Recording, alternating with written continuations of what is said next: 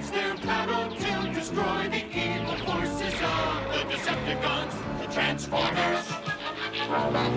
I came into this movie with full-on bias. I grew up loving the 80s cartoon. I was obsessed with the Bay movies as a kid. I was a kid, okay? And I'd been craving some genuinely good Transformers media as an adult. And then enrolls Transformers 1. Look, I was admittedly skeptical when this was announced, and then even more so when Chris Hemsworth was confirmed to voice Optimus Prime. We'll get to that. But to be honest, even with my fears, I was so ready for a different take on this franchise that didn't have Bay's yucky little hands all over it. And I just so desperately wanted this movie to be good. And it had to be good because there was going to be no humans in it, right? I think we all deserve a little fun. There are plenty of movies on why the Bay movies suck, so I'm not really going to dwell on that. That is how most people think about the Transformers franchise, which is such a disservice to the universe itself. The only exposure most people have had is these self-serious blow shit up live action flicks. But the series is rooted in this campy animated series that came out over 40 years ago. Dinobots, huh?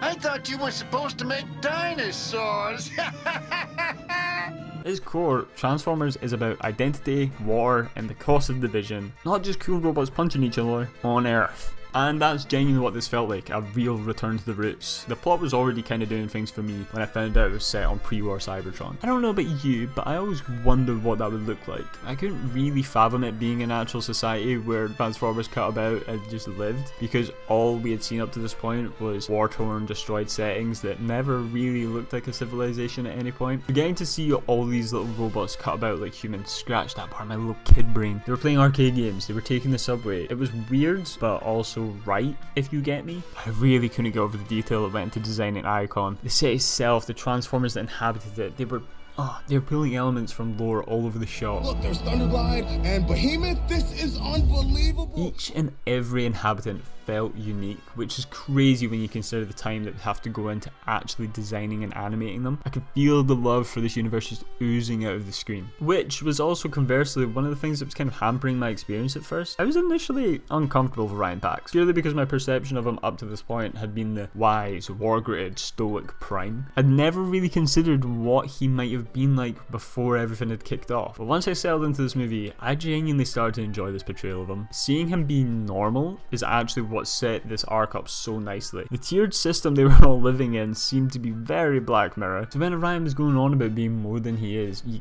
couldn't blame him. But you could also just get why D16 wanted to chug along, get his promotions, and live a normal, comfy life. The world they ended up building was so much richer with detail than I ever would have expected from a kids movie, to be honest. Classism is real and a main social issue in this world. Can't escape that anywhere apparently. But really seeing the Transformers playing in arcades, partying in high-class establishments, was the world building that sealed the deal on loving this look of Cybertron. You only saw these elements for a second, but it genuinely had me believing that there was a real society living, breathing, oiling, killing about Icon, working, living, loving, which is not what I was going into this movie looking for, but I'm so happy they committed and made the vibrant, beautiful city what it is. Every frame feels like a labour of love, with intricate details and vibrant colours that actually reflect the emotional and physical landscapes of its characters. I just loved it. The lack of humans finally let us get back to the roots with just full-on animation. Unsurprisingly, ILM, the company that have done literally every VFX movie ever, did this, and they fucking killed it. They've had to create these ultra-realistic Transformers for so long that getting to be super creative and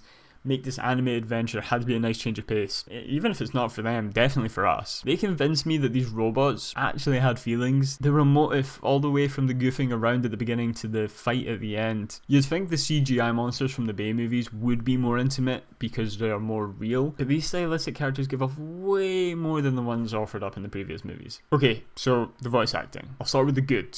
The really good even. Brian Tyree Henry kills it. I love this man in Bullet Train in Atlanta. Some people are diesels. Fuck me. And I believe in his talent, but I did not have him pegged to be this good at Megatron. His final speech following his heel turn was exceptional. I mean, the whole sequence was good, but my god did he sell it. He gives his speech with such conviction. I'd already sympathised with D16's perspective, but oh boy, he made me want to brand myself with that sexy Decepticon tattoo myself. I don't want to downplay ScarJo's part in this movie, but really she is just playing Black Widow but in Transformer form. It was fine, she did well, there was not much to comment on it. Keegan-Michael Key was my perfect Bumblebee. He is a yapper in this movie, and I'm so glad about it. The Bay movies introduced this quirky, he can only talk via the radio idea, and they've ran with it ever since, even though he did get his voice back in some of the movies, and then suddenly didn't have it again in the next movies. He can't shut up in this movie, but it's not overdone. He doesn't just talk because he can. The guy was basically in solitary confinement for ages. He craves robot connection. It works so well for this character. I also like that there was something deeper than just he was there to be a bit of comedic relief. I truly believe his character was just part of circumstance, and that if things were different, I fully believe he could have joined D16 over Orion. I really like that. The characters had nuance which we just not had in such a long time. John Hamm plays a convincing asshole because he's John Hamm. I know he's the villain, but all the focus wasn't really on him for me. He's kind of just existing to facilitate this growing rift between Orion and D16, but he does a good job of being that egotistical maniac, so yeah, that was cool. So, the elephant in the room. Chris Hemsworth as Orion Pax. I've seen people praising this performance online, and I'm not going to go that hard on it, but I wasn't super into it. His casting felt a little bit weird, and definitely a bit of an attempt to put star power on the poster. I relaxed to it as the movie went on, but sometimes that Australian accent would just slip through and suck me right out of the movie. Granted, it did get better. His attempt at Pierre Con's prime for the end speech did get me. I had goosebumps. But whether that was from his performance or just from the whole essence of the scene and the conclusion of the movie, I don't know. Right, if we're going to talk about the plot, it's really simple. A hero and villain's origin story. We're not getting this super complex, diverse story, which is absolutely fine. I want to see my favourite characters become my favourite characters, and whatever story was going on around that, it didn't need to be that crazy for me. We can get that in the sequel, but it's probably never going to happen now. Sentinel Prime being a bad boy was projected from the get-go. This is obviously more of a character story than anything. We watch these two idealistic bots who truly believe in their ruler, just get disillusioned by the truth and take diverging paths while at that. It's obviously not a perfect movie. I do wish we got to flesh out D16's disillusion just a little bit more before he snaps, but this is already an hour 45-minute kids movie, so I can't get too picky. Also would have preferred we got a little bit more exposition for the High Guard, even just like a mention of them earlier in the movie. Instead, we kind of just get told, here they are mad, they saw what happened to Sentinel Prime, and they've just been living in hiding because why would they tell anybody else about that? You know? But it does introduce us to some of the coolest designs in the movie of Starscream, Soundwave, and Shockwave. Like, look at these guys. They look amazing.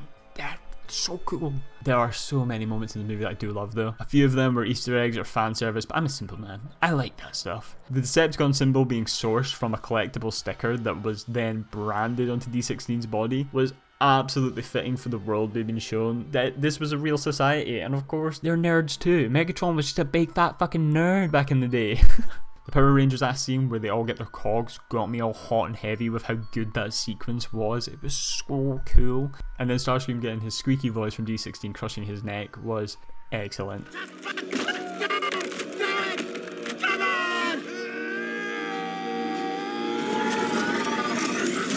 By far, the moment where Orion becomes Optimus Prime and D16 becomes Megatron, they're being birthed into the characters that we know today. It was beautiful. Seeing the characters go through the changes that would go on to shape everything we know about the Transformers universe was so incredibly satisfying. It's really unfortunate this movie's marketing sucked. It deserved a really good chance to make a mark. If you only saw the first trailer for this movie and chose not to watch it, I implore you to erase that from your mind and watch the movies anyway. It felt like they tried to make sure this movie bombed with that stupid trailer. I'm hoping this movie will have a bit of a slow burn build up on streaming, but being stuck on Paramount Plus, I have a bad feeling about the future of this movie and the idea of getting any sequels for it. But hey, we got this one and I really enjoyed it.